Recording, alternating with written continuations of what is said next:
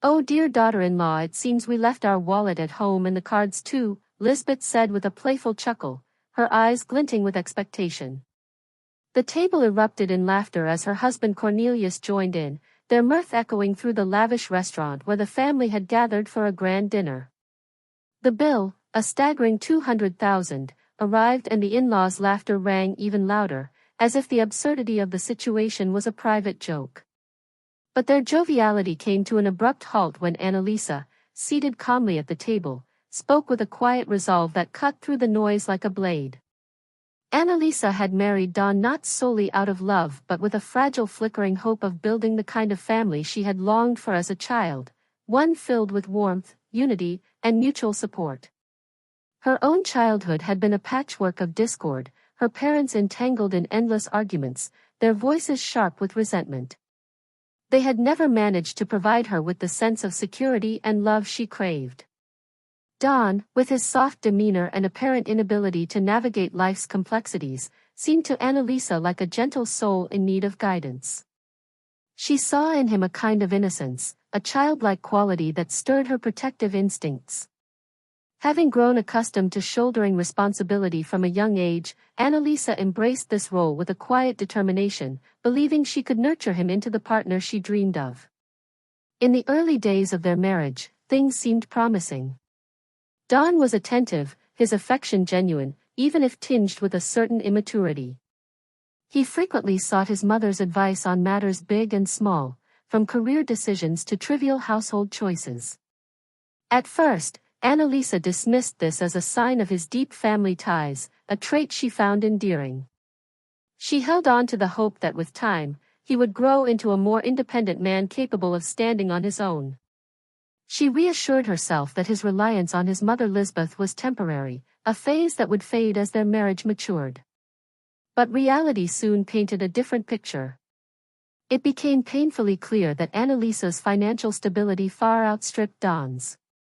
He worked as a mid-level manager at a modest firm, earning a respectable salary that might have sufficed for a simpler life. Yet he squandered much of it on his passions, fishing trips that required expensive gear, hunting excursions with costly equipment, and the latest high-end gadgets that gleamed briefly before being replaced.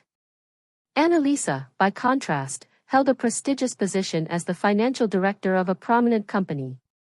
Her income was substantial, and her meticulous approach to money management ensured their household remained secure.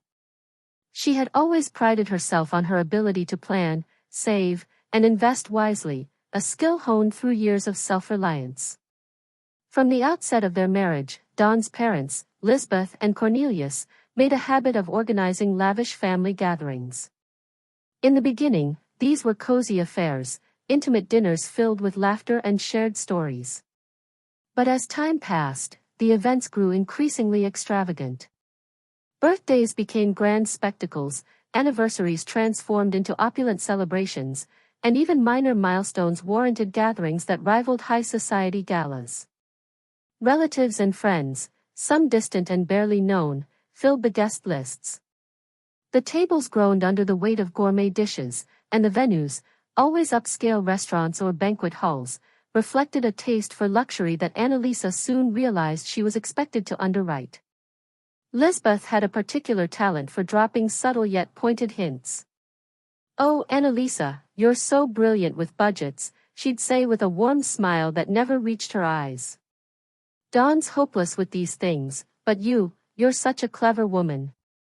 Her words were laced with flattery, but their intent was clear: Annalisa was to foot the bill. Don, for his part, offered no resistance. He nodded along with his mother's suggestions, his silence a tacit agreement that this was simply how things were. "You earn more, Annalisa. It's no trouble for you," he'd say with a shrug, oblivious to the weight his words carried. To him, it was a practical arrangement, not a burden unfairly placed on his wife's shoulders. At first, Annalisa complied without protest. She wanted to be the ideal wife, the perfect daughter-in-law who seamlessly integrated into her new family. She yearned for their approval, for the sense of belonging she had never known growing up. She bought extravagant gifts for her in-laws, a designer handbag for Lisbeth, a sleek watch for Cornelius. She organized elaborate celebrations, ensuring every detail was flawless. She paid restaurant bills without flinching, even as the totals climbed into the tens of thousands. To her, these were sacrifices worth making for the sake of family harmony, a small price to pay for the love and acceptance she so desperately sought. But the costs began to mount, both financially and emotionally. The family's demands grew insatiable. There were overseas vacations to luxurious resorts, custom furniture for Lisbeth and Cornelius's home, top-of-the-line appliances, and even a full renovation of their apartment, all funded by Annalisa's earnings. She watched her savings dwindle, her personal aspirations deferred. She stopped buying new clothes, skipped vacations of her own, and cut back on small pleasures like dining out with friends, all to accommodate the family's ever-growing expectations. Yet no matter how much she gave, it was never enough.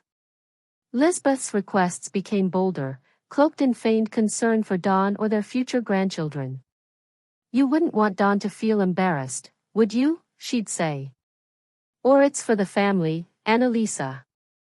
You understand." Annalisa felt a slow-burning resentment take root.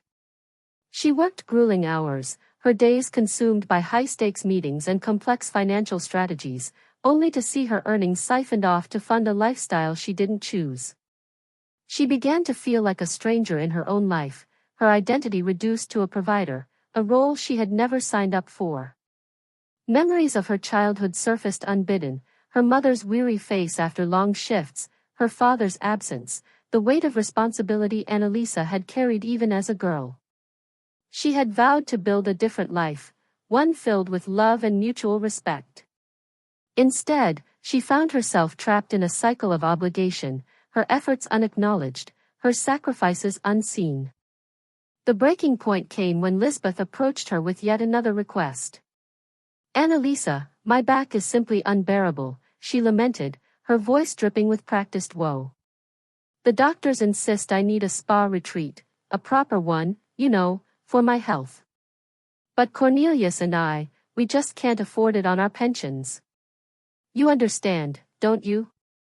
Annalisa felt a surge of anger as she silently handed over her credit card to cover the cost. The act was mechanical, but inside she was unraveling. This wasn't just about money anymore. It was about dignity, about fairness, about her right to a life of her own. She could no longer ignore the truth. She was being exploited, and her silence was enabling it. Her grandmother's words echoed in her mind, sharp and unyielding, "Don't let anyone ride on your back, my dear, or you'll spend your life carrying their burdens." Her grandmother had been a woman of fierce independence, her wisdom forged in hardship. Annalisa wished she had listened sooner. But now, as Lisbeth's anniversary approached, she knew the time for change had come. She could no longer live as a bystander in her own story. She resolved to end the financial exploitation, to reclaim her autonomy, even if it meant risking the fragile family ties she had worked so hard to maintain. Annalisa meticulously planned her next steps. The anniversary celebration, a grand affair orchestrated by Lisbeth, would be the stage for her stand. She knew her actions would spark outrage, perhaps even fracture the family. But she was prepared. She spent days gathering evidence, every receipt, every bank statement, every invoice that documented her contributions to Dawn's family. She compiled them into a folder, a tangible record of her sacrifices. She wasn't seeking revenge. She wanted clarity, for herself and for them. She wanted to speak the truth she had buried for too long. On the day of the anniversary, Annalise arrived at the restaurant with a calm that belied the storm within her. The venue was a vision of elegance, with crystal chandeliers casting a warm glow over tables adorned with fresh flowers and flickering candles. The air was thick with the aroma of roasted meats, fine wines, and decadent desserts. Guests milled about, their laughter mingling with the soft strains of a string quartet. Elizabeth, resplendent in a tailored dress, held court at the head of the table, her smile radiant as she accepted compliments and gifts. Cornelis, ever the quiet counterpart, sat beside her, his expression one of understated contentment. Don, seated next to Anaisa, seemed uneasy, his eyes darting to her as if sensing the tension she carried. Anala sat poised, her face a mask of composure. Inside, her emotions churned, anger, fear, determination, and a quiet sorrow for the family she had tried to build. She felt like an outsider watching the celebration unfold as if through a glass wall. The guests' smiles, the clinking of glasses, the effusive toasts, it all felt hollow, a performance she could no longer endure. She had played the role of the beautiful wife for too long, and the weight of it was crushing her. As the evening progressed, the guests raised their glasses, offering heartfelt wishes for Lisbeth and Cornelius's long and happy life together. Lisbeth basked in the attention, her speeches laced with self-congratulation as she recounted her sacrifices for her family and the love they showered upon her. Cornelius nodded quietly, content to let her shine. Don, too, stood to offer a toast, his words filled with gratitude for his parents' guidance and love. Anaisa listened, her heart heavy with a bitter irony. To her, Dawn's words rang false, a reflection of a world where her contributions were invisible, her role reduced to a silent benefactor. The meal reached its peak, with waiters gliding between tables serving platters of exquisite dishes. The guests savored every bite, their conversations buzzing with gossip and laughter. Libeth, ever the performer, regaled the crowd with tales of her travels, her latest purchases, and her connections with influential figures. Annalise sat in silence, her food untouched, her mind racing. She could feel the moment approaching, the point of no return. When the bill arrived, the waiter discreetly placed it before Libeth. She glanced at it with practiced nonchalance and, as expected, turned to Anna with a saccharine smile. "Oh dear Anala, you'll take care of this, won't you?" As always, the words hung in the air, heavy with assumption. The room fell silent, all eyes turning to Anala. The guests waited, accustomed to her compliance, her quiet acquiescence to the family's demands. But this time, Anala didn't reach for her purse. Instead, she met Libeth's gaze with a steady, unflinching look. There was no fear in her eyes, no hesitation, only a weary resolve. Slowly, she reached for the box containing the gift envelopes the guests had brought for the anniversary couple. She opened it and began counting the cash inside, her voice calm but deliberate. "Here's 230,000, she said, her words ringing clear in the hushed room. "That should cover the bill." Then, with a measured grace, she pulled a thick folder from her bag, a dossier she had prepared with care. "And this," she said, holding it up for all to see, "is a little something extra for your anniversary." She opened the folder, revealing a meticulously organized collection of documents, receipts, bank statements, invoices. Each one a testament to the financial burden she had carried. "This is everything I've spent on your family over the past year," she continued, flipping through the pages. "Groceries, utility bills, car repairs, gifts, vacations, entertainment, every luxury you've enjoyed, paid for with my money." The room was enveloped in a stunned silence. The guests stared, some with wide eyes, others with discomfort, as the weight of her words settled over them.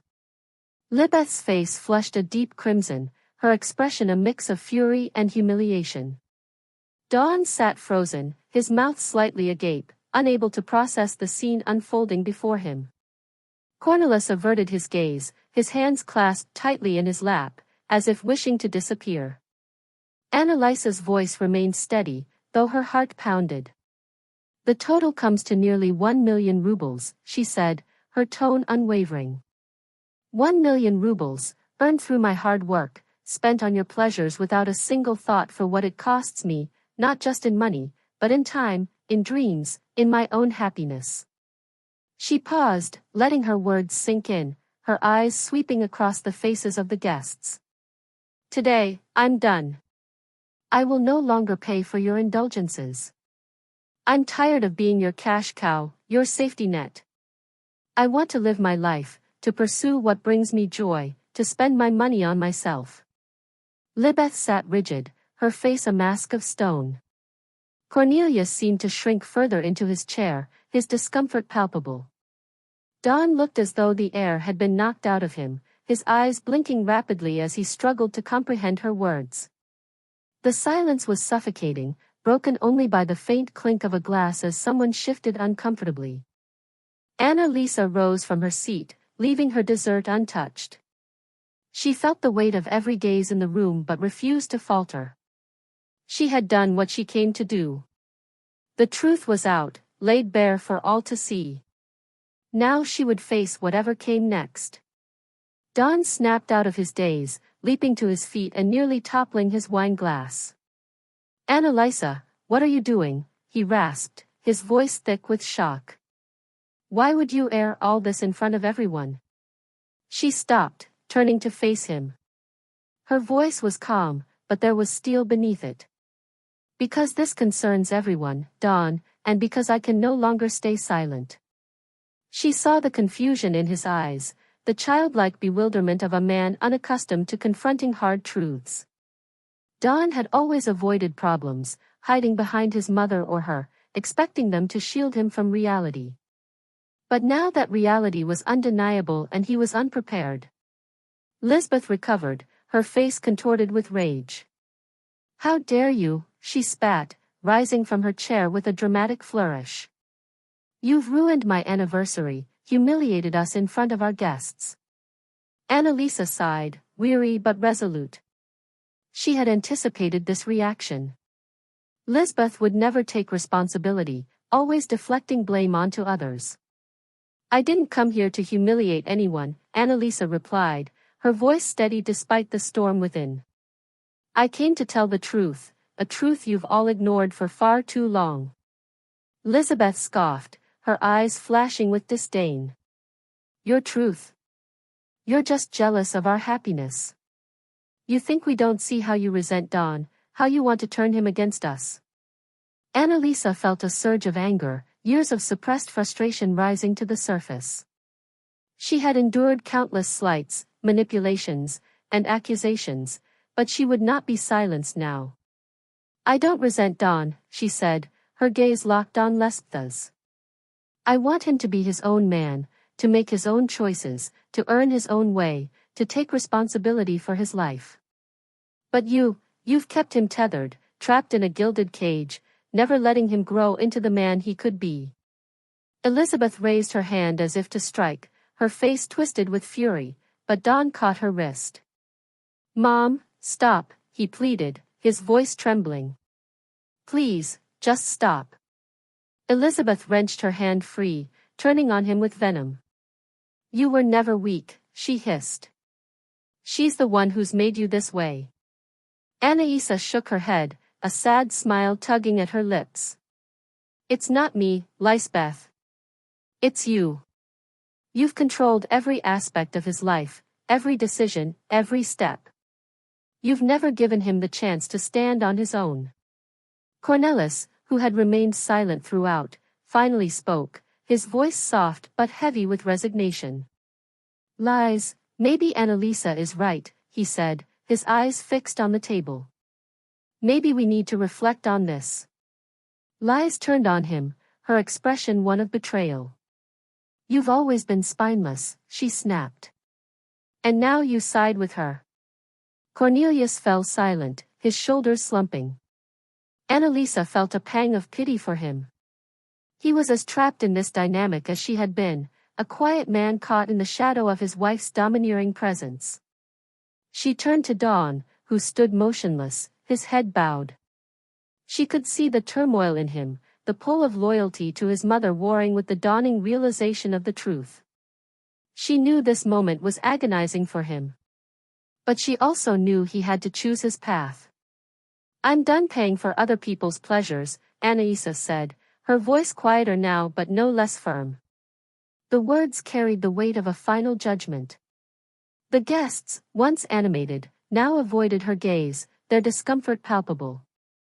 The air was thick with tension, broken only by the occasional clink of cutlery or a nervous cough. Everyone knew they had witnessed something profound, a reckoning that shattered the facade of familial bliss. Don remained speechless, his usual refuge, his mother's protection, gone. For the first time, he couldn't hide, couldn't deflect. He looked at Annalisa as if seeing her for the first time, a woman transformed by her own strength. All these years he had taken her for granted, viewing her as a dependable provider, a selfless partner who would always put the family first. Now that illusion had crumbled. Annalisa felt both drained and liberated, as if she had shed a heavy cloak that had smothered her for years. She gave Don one last look, searching for a sign of the man she had once hoped he could become. There was a flicker of regret in his eyes, but it was too little, too late. "I'm leaving," she said softly, her voice carrying across the silent room. She offered no farewells, no explanations. Everything that needed to be said had been laid bare. She turned and walked toward the exit, her step steady despite the weight of the moment. Behind her she heard Lisbeth's angry outbursts, Dawn's faltering attempts to respond, and the low murmur of shocked guests. She didn't look back. Stepping into the cool night air, Annalisa felt the city's pulse around her, cars humming, lights flickering, life moving forward as if nothing had changed. But for her, everything had. This was the moment she had crossed into a new chapter, one where she would define her own future. Back at her apartment, a modest space she had purchased before her marriage, Annalisa felt a profound sense of peace. This was her sanctuary, a place untouched by Lisbeth's demands or Dawn's passivity. The walls held no trace of the ostentatious luxury her in-laws craved, only the quiet comfort of her own belongings, books stacked neatly on shelves, framed photos of moments that mattered to her, a life built on her own terms. She sank onto her bed, exhausted but awake, her mind replaying the evening's events. She thought of her childhood, her mother's sacrifices, her father's absence. She had dreamed of a family that would heal those wounds. But instead, she had fallen into a different kind of trap. Yet now, she was free. The next morning, Annalisa awoke with a clarity she hadn't felt in years. She contacted her lawyer, instructing them to begin divorce proceedings. She wanted a clean break from Don and his family, a chance to reclaim her life. She then called her office, requesting a leave of absence. She needed time to heal, to rediscover herself, to chart a new course. In the weeks that followed, Annalisa set about rebuilding her life. She meticulously reviewed her finances, closing joint accounts with Dawn and redirecting her resources toward her own goals. She enrolled in a yoga class, finding solace in the rhythm of breath and movement. She swam laps at the local pool, the water washing away the residue of her past. She reconnected with old friends, their laughter and support reminding her of who she was before she became a wife, a daughter-in-law, a provider. It wasn't easy. Memories of Dawn lingered. Moments of tenderness, shared dreams, the hope she had once held for their future. She questioned herself, could she have done more to save their marriage? Could she have changed him? But each time, she recalled the years of being used, the disregard for her sacrifices, and she knew she had made the right choice. Weeks later, Anna returned to work with renewed vigor. She threw herself into her projects, her confidence and passion earning her the respect of colleagues and clients alike. She felt alive again, her days filled with purpose and possibility. One evening, her phone rang. It was Dawn. She hesitated, her finger hovering over the screen before answering. "Anela," he said, his voice soft and heavy with guilt. I need to apologize." She listened in silence, her heart a tangle of emotions. "I was wrong," he continued. "I was blind, foolish. I let my mother control me. I didn't see you, didn't value you. I'm so sorry." For a moment, Anna felt a pang of longing, a desire to believe he could change. But she knew too much had been broken. "Dawn," she said gently, "I appreciate your words. But we're too different now. We want different lives. I wish you well." She ended the call, tears streaming down her face. Not for Dawn or their lost love, but for the dream of a family that had never materialized. Yet through her tears, she saw a new beginning. She was strong, capable, and free to shape her future. Lisbeth never accepted the loss of her financial lifeline. She tried to manipulate Dawn into winning Annalisa back, but he began to see through her tactics. He took a new job, moved into a modest apartment, and started therapy to confront his insecurities. He thought of Annalisa often, regretting the friend and partner he had lost. He held on to a faint hope that one day, as a better man, he might earn her forgiveness. Cornelius remained a silent observer, quietly relieved by Annalisa's departure. He had always sensed her unhappiness, though he lacked the courage to challenge his wife. Annalisa, meanwhile, thrived. She built a stellar career, bought a new home, and surrounded herself with friends who valued her for who she was. Her heart remained open to love, but she knew it would come from someone who saw her worth beyond her wallet. And if her path ever crossed Dawn's again, it would be a new story, one written on her terms.